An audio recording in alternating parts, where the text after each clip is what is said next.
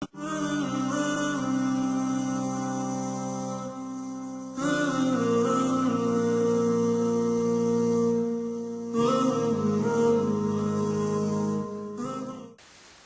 wa salatu wa salam ala rasulillah wa ala alihi wa ashabihi ajma'in. Amma ba'd.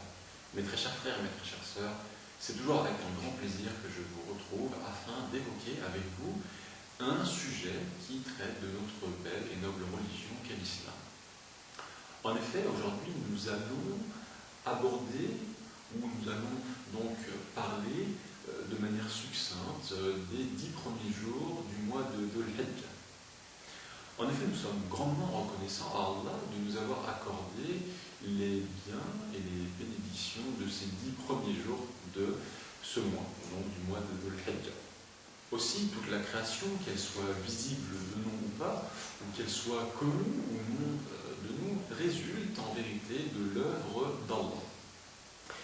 Tout est minutieusement réglé dans cet univers qui nous entoure, et ceci s'explique par la parfaite sagesse et l'omnipotence de notre Seigneur. Alors que les philosophes grecs prétendaient que tout dans l'univers n'est que le fruit d'un simple hasard, eh bien, nous avons dans la révélation des réponses concrètes apportées à toutes les questions que pourrait se poser l'homme, toutes les questions qui sont d'ordre existentiel. Ainsi, Allah a ainsi dit dans le Coran, sourate 20, versets 49 et 50, « Alors, Pharaon dit, qui donc est votre Seigneur, ô Moussa, ô Moïse ?» Notre Seigneur, dit Moussa, Moïse, est celui qui a donné à chaque chose sa propre nature, puis l'a dirigée.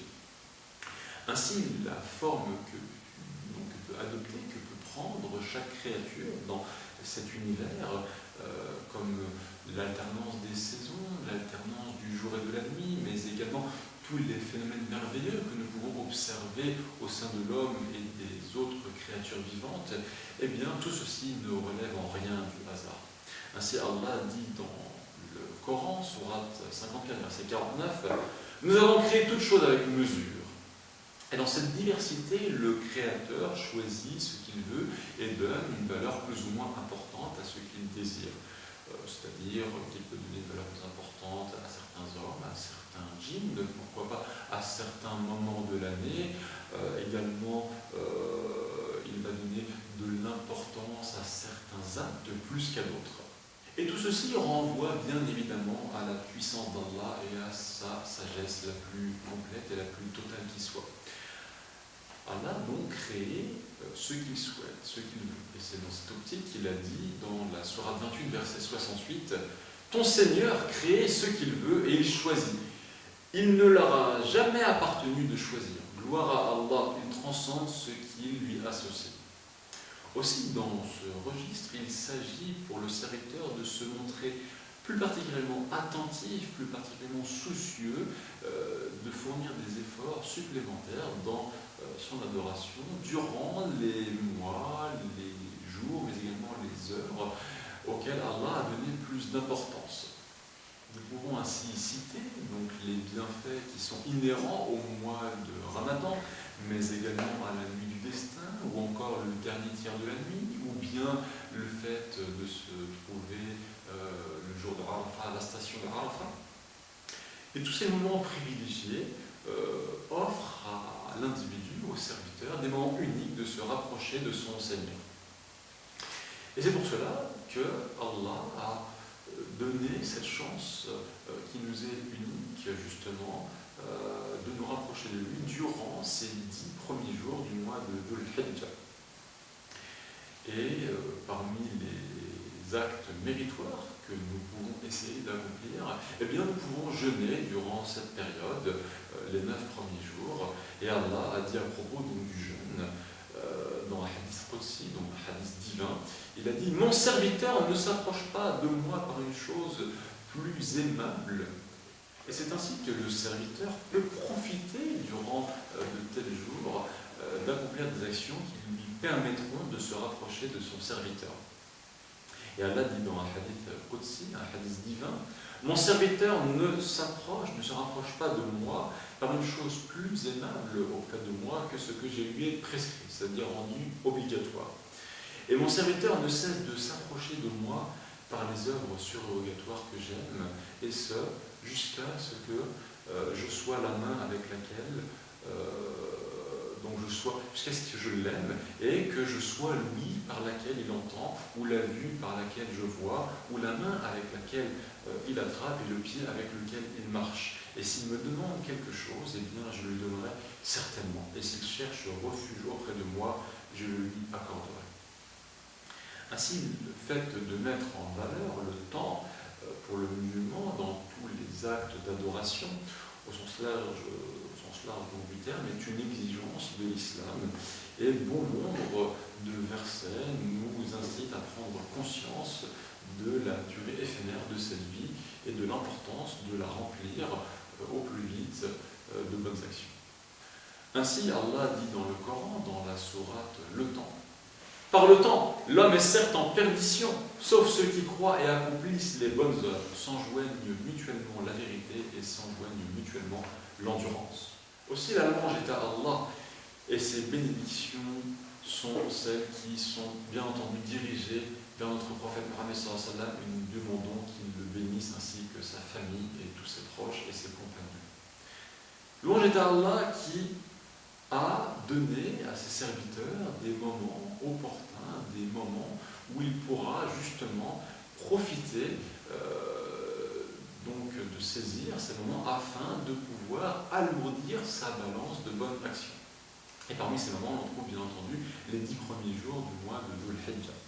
Et c'est ainsi qu'Allah a mentionné, a donc évoqué ces 10 jours dans le Coran, dans la sourate 89, les versets 1 et 2.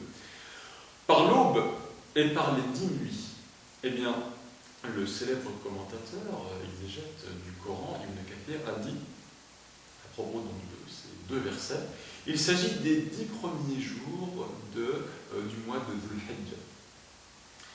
Et dans notre verset, Allah a évoqué également le mérite qu'il y a à accomplir le pèlerinage durant les jours de ce mois de Dhul Hijjah. Et Allah a ainsi dit dans le sourate 22, versets 27 et 28, « Et fais aux gens une annonce pour le Hajj, et viendront vers toi à pied et aussi sur toute monture, venant de tout chemin éloigné, pour participer aux avantages qui leur ont été accordés et pour invoquer le nom d'Allah au jour fixé, sur la bête de cheptel qu'il leur a attribuée. Mangez-en vous-même et faites-en manger le besogneux misérable. » Et Ibn Abbas a donc décrit ces jours comme étant les jours de Dhul Hijjah. Ainsi, la valeur cultuelle de ces 10 premiers jours est également établie dans un hadith rapporté par Ibn Abbas, lorsque le prophète a dit qu'il n'y avait pas d'œuvre meilleure que celle qui était accomplie durant ces 10 premiers jours.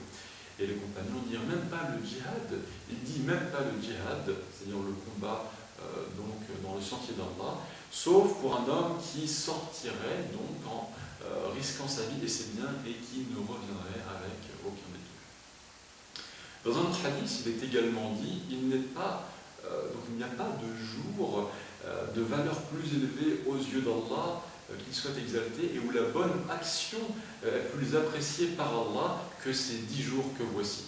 Alors redoublez d'efforts dans la prononciation des formules de proclamation de l'unicité d'Allah, la ilaha illallah, de sa grandeur, Allahu Akbar, et de sa louange, alhamdulillah. Ainsi, avoir conscience, garder à l'esprit l'importance de ces 10 premiers jours dont le serviteur doit tirer un maximum de profit, c'est ne rien négliger en termes de bonnes actions durant justement cette période de temps.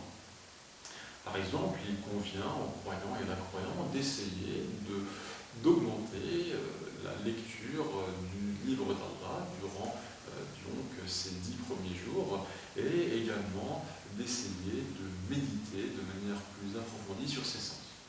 Et nous devons également nous rappeler que le prophète sallallahu alayhi wa sallam a évoqué le mérite d'une simple lettre du Coran, puisqu'elle sera récompensée 10 fois pour la lecture d'une simple lettre. Eh bien, que dire de celui qui s'attelle fermement à lire un maximum de pages du Coran, tout en essayant bien sûr d'en méditer et d'en comprendre les sens. L'aumône également, c'est-à-dire le fait de donner donc aux gens nécessiteux, constitue une autre bonne œuvre qu'il ne convient pas de négliger.